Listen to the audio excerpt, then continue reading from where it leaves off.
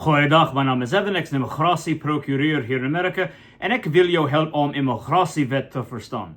Now, I really wasn't going to make this video, but after about 3 videos that I've made where I've been giving my loyal viewers, the people who've been here since the beginning or have at least come on and watched previous videos and understand that I've explained all of this before, updated news on Afrikaner asylum seekers here in the United States. Because as you know, I'm an immigration attorney, and the firm that I work for pretty much exclusively does asylum and removal defense, and we have now been trying to help Afrikaners who are here in the United States pursue asylum.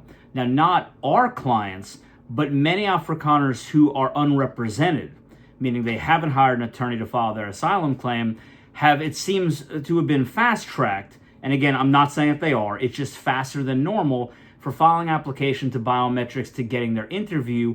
And so far, I have heard no positive reports of anyone going through the USCIS interview alone, and even one report of someone with an attorney, and they've all been rejected.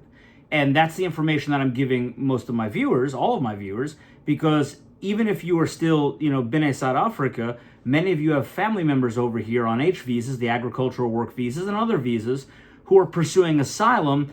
And I'm going to tell you the truth. Someone commented in the last video, this is such a pessimistic channel for asylum seekers. Well, do you want the truth or do you want me to lie to you? I happen to think that when people call me, and there are many viewers out there who have spoken to me on the phone, and you can comment and chime in if you want, and I've never sugarcoated asylum to any of them. No matter how much I believe, and I believe in all of your claims, not only of what you've experienced in the past, but for those who have called me and I'm like, hey, have you had past persecution? Well, no, I'm just afraid to return because there are major political parties chanting for my, my death, one bullet, one settler. And I've even done a video in the past where I've used the United Nations definition of genocide, applied the facts to the elements of what is required for there to be a genocide, and said, we're there, if not right on the cusp of it. Or even hearing your agricultural minister blatantly tell President Trump in the Oval Office that unless something happens in the near future, there will be a genocide in South Africa. So that being said, I clearly agree with everything going on. But do you want me to sugarcoat it, or do you want me to tell you the truth of the chances for asylum seekers in the United States, Afrikaners? Because it's not good. So, I'm not going to hide that from y'all, and anyone who calls me and discuss it with me, they'll hear the same thing as well. So that being said, when I post these videos about Afrikaner asylum seekers, I get a ton of comments from detractors, from people who are against Afrikaners getting any type of relief here in the United States. And they'll say things like, see, Trump lied, it's because there is no persecution, all of this. So those people are hung up on the refugee program. Now, prior to a couple of days ago, I would have told you no one's been rejected from the refugee program. However, go watch a video I made about dual nationals, because apparently there has been, and again, it's anecdotal. I don't have, other than postings on Facebook and people telling their stories, I have no official documents to prove it, but I did mention in a previous video long before this that if you're a dual national, the U.S. government expects you to go to your other country of nationality to seek relief, as opposed to pursue asylum or refugee status here in the United States. But there have been now people, or at least an account of at least one person, being denied from the refugee program because their spouse is a dual national and they expect them to go to that other country. Now, a lot of you have sent me emails and questions, and there's even one person out there who I know you've been frantically trying to reach out to me. I believe your spouse is from Thailand, but I don't have an answer to a lot of your personal questions about what's it going to do if my spouse is this, or if we're separated, or if we chose to go here or there. These are questions you're going to have to bring up with the people that call you for these initial contacts and interviews, and even your USCIS interview, because those are the ones who are ultimately going to make the call. If you want the mile-high, inch-deep view of it, if you or your spouse is a dual national, they expect you to go to that country, no matter how difficult it may be. That's not the care of the United States. The care is that someone is a citizen of that country, and that's where you should go. And figure, too bad, so sad. And I hate to sound so negative on that, but that is the way that the law works, because an asylum for asylum seekers and for refugees is not an entitlement. It is the United States throwing a safety net We're a lifesaver out to help people, but there are strict parameters around it. So all of that being said, I say that to say this, that these detractors who post are confusing the asylum program with the refugee program. Because even though people now have been rejected from the refugee program, they've been rejected for reasons that have always existed, not because of any issues dealing with past persecution or articulating the well-founded fear of future persecution. So Trump didn't lie. It's not a sham from the US government. Interviews are happening. You can see this substantiated on Facebook groups, on YouTube. It is happening. Refugees are coming. That is a 100% fully in line, full steam ahead program that is being implemented by the US government. So all of these idiots posting on the comments on this video are just not watching the video and have no understanding of the difference between asylum and the refugee program. For those of you, Asylees binnen South Africa, the refugee program is there. It is going full steam, like I said.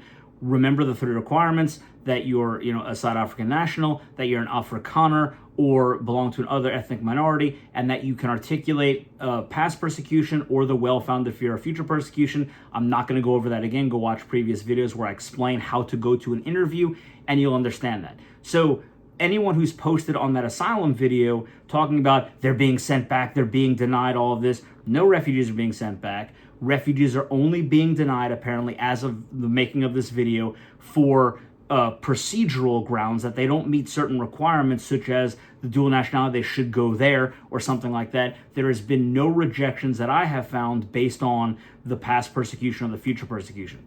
The asylum seekers are being rejected. And as I showed you in the last video, this one individual who sent me his evidence, and I would have, as a rational human being, believe he has faced past persecution, 100%, but USCIS said no. And they denied the past persecution, and they denied the well-founded fear of future persecution, so therefore he did not get a grant of asylum. And remember, it's not the past persecution that really matters. You're asked about past persecution because if you can prove past persecution, right, that you've experienced that harm that rises to extreme and outrageous conduct, it rises above mere discrimination or harassment by the government or someone the government is unable or unwilling to control because of your race. If you can prove that happened to you, then you automatically get a rebuttable presumption of that well-founded fear of future persecution. And I was explaining to someone in the comment section because they asked, well, does it matter how long ago that past persecution was? It could, especially in asylum claims, because when I say you get that rebuttable presumption, now the U.S. government gets to come in and rebut that and say, well, yeah, but conditions have changed, or this is different, or that is different, therefore it's no longer objectively reasonable to have that well-founded fear of future persecution.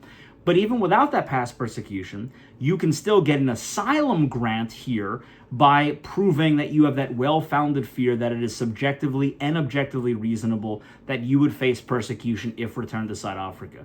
But as I've explained to you, so far I have heard of no one being accepted. Everyone has been denied and referred to immigration court, and now they'll get a second bite at the apple. But again, immigration court is adversarial. The government and the government attorney, so the judge and the government attorney are both against you. It's not like court when you watch like Law and Order and see other U.S. court dramas. It is an adversarial system, so they are trying to be the gatekeepers and deny people.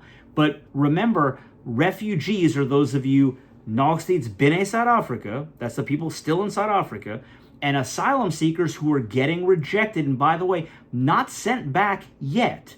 If you get your asylum claim gets rejected, you get put in removal proceedings and you go in front of an immigration judge, and only at the end of that are they going to be sent back. So it's not like the door has been slammed shut, like all these people are saying Trump lied. Trump has nothing to do with the asylum part of it. Could he direct USCIS and the immigration courts to be more lenient on Afrikaner? Sure. Would that be a good idea politically? No, right? And for obvious reasons. But could it happen? Sure. But Trump hasn't done anything with the asylum program. He set up the refugee program. So as far as his refugee promises are going, that's working 100%. That's doing great. That's fine.